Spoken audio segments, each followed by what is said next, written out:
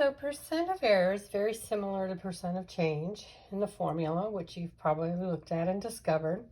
So let's do a couple problems and see how it works. So Claire estimated that there were 65 toys in Santa's bags. The elves put 75 toys in the bag, and we want to know what is her percent of error. So we want to know how far off was she from the actual.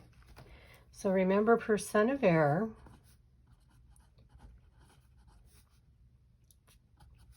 is the difference. When we find the difference, we're finding how much were we wrong by.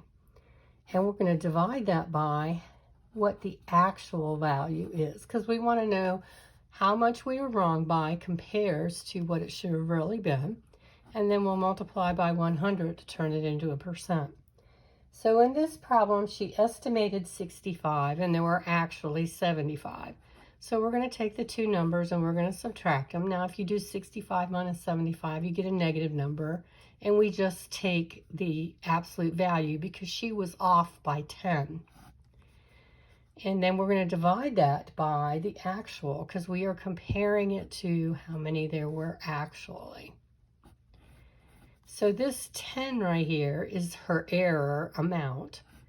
And now we want to see what percent of the actual it was.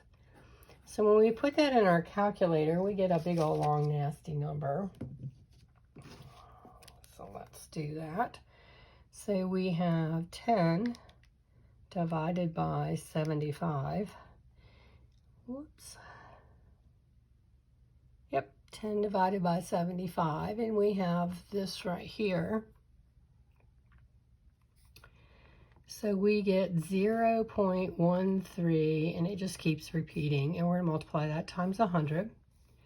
And when we multiply that by 100, so let me multiply that by 100, and that ends up giving me, and we're going to round to the nearest tenth, so that gives me 13.3%, and that was her error. So she was a pretty good guesser if she was as close as 13%.